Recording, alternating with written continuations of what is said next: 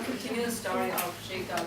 So now we come to the message of God of Bethel in Genesis 35. So in the beginning, the vision of Bethel came again. However, this time it did not come as a dream, it came as a reality. Amen. In Genesis 28:12, as he dreamed that there was a ladder set up on earth and its top reached to heaven, and there the angels of God were ascending and descending on it.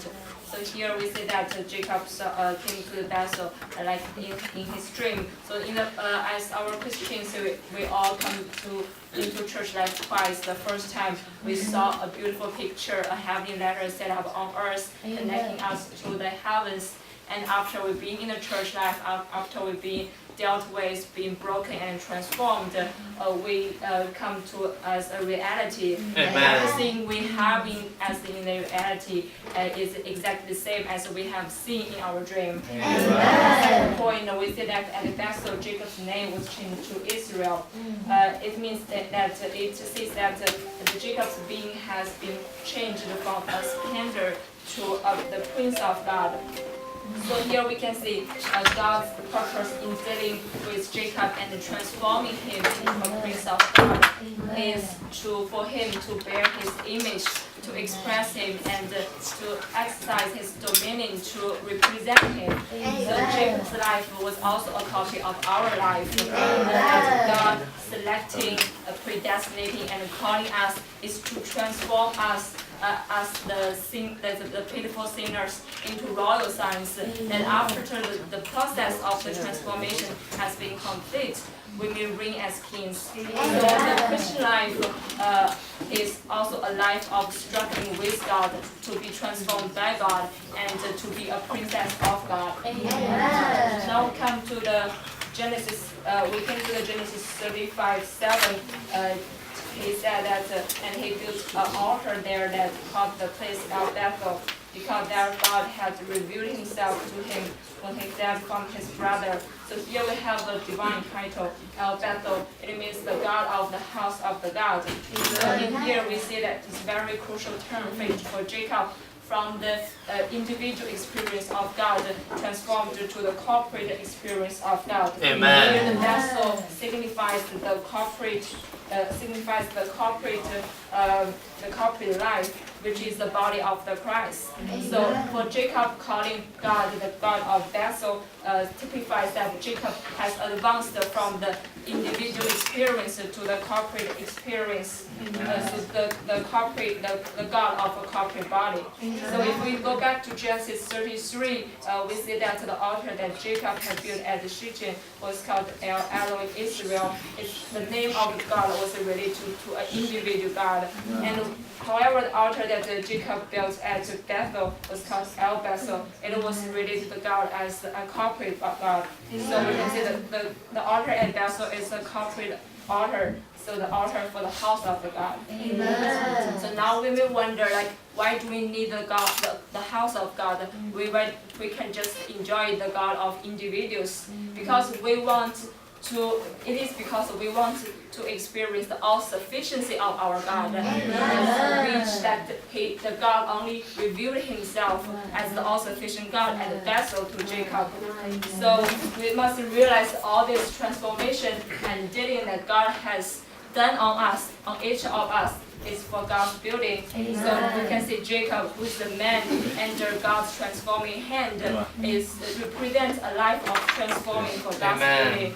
So Jacob's history must also be our own biography, that being transformed into stones is for the building up of the house of God. Amen. So therefore, for the house, for the building, the God's all-sufficiency requires the body, requires our people in the church. And in the other hand, in order to experience the all-sufficient God, we must be at Bethel. We must be in our church life. So as also in the Philippines 1:19, we see that For I know that for me this will turn out to salvation through your petition and bountiful supply of the Spirit of Jesus Christ. Also in Ephesians 3:17, that Christ may make his home in your hearts through faith, that you being rooted and grounded in love, may be full of strength to be apprehended with all the things that the breadth and the length and height and depth are, and to know the knowledge of the surpassing love of Christ, that you may be filled unto all the fullness of God. All these verses speak to us that we people as the church must be united, mingled, and incorporated with the triune God. And the Father, the Son, the Spirit, and the church can be four in one. After this oneness is established, and as said in Genesis 35:11, that the all-sufficient God will reveal himself to all of us, that we can be multiplied and fruitful. Amen. So, okay, can we read Genesis 35:14 together? And Jacob set up a pillar in the place where he had spoken with him, a pillar of stone, and he poured out a drink offering on it. So we know that in Genesis chapter 28, the sister just shared that Jacob was returned. Jacob was in Bethel. But here in Genesis chapter 35, when he returned in Bethel and he poured out a drink offering on it, which is, so here it is the first time the Bible mentions about the drink offering. So we need to know what does a drink offering mean. So actually, okay, so let's read Numbers 15:7. And for the drink offering, you shall present a third in the wine, a satisfying fragrance to Jehovah. Amen. So the drink offering contains the wine. So we know that Christ is the real wine. So Christ as the wine is for God's satisfaction. So not only Christ is the wine, today in the church life we can experience Christ, right? So we have Christ as the wine.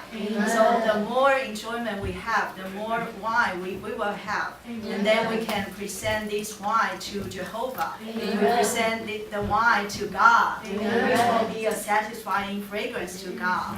So I appreciate this portion that we need to experience Christ. And this experience of Christ will become the wine and will become the fragrance to Jehovah. And let's read Philippians 2:17.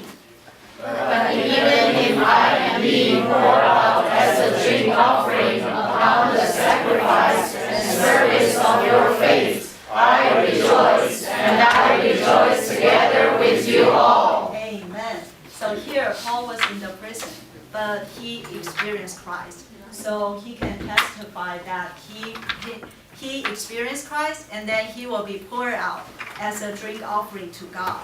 So that will be rejoice to God. So we know that Christ is the heavenly wine in us, and then the more we enjoy God, and then we become the wine to Christ, to God, and God will be satisfied. And God's building can be accomplished. So Beulah just shared with us regarding the Bethel. So the Bethel is the house of God. And here we need to know what's the function of Bethel. So basically, because the Bethel of God means the corporate experience. So which means we do not experience Christ in an individual way. We need to experience Christ in a corporate way. So which means we need to be in the church life. So let's read Ephesians 1:22-23.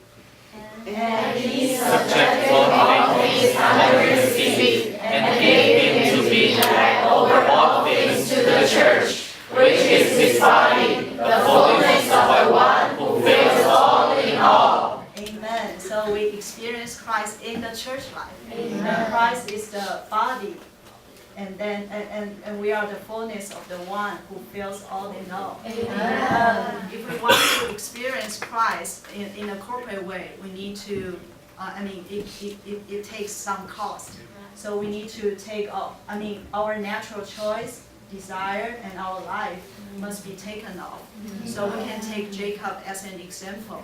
When he wants to marry to Rachel, but that was his natural choice. So God is so the uncle didn't, or we can say God didn't prepare it that way. So his natural choice and his natural desire must be taken off. So after that, we know after this portion in the end of Genesis 35, and Jacob can have an intimate fellowship with God. So he went to Hebron, and at Hebron he continued to have the sweet fellowship with God. And then we can know till the end of his life, Jacob can testify that the God is the one who shepherded him all the life. Amen.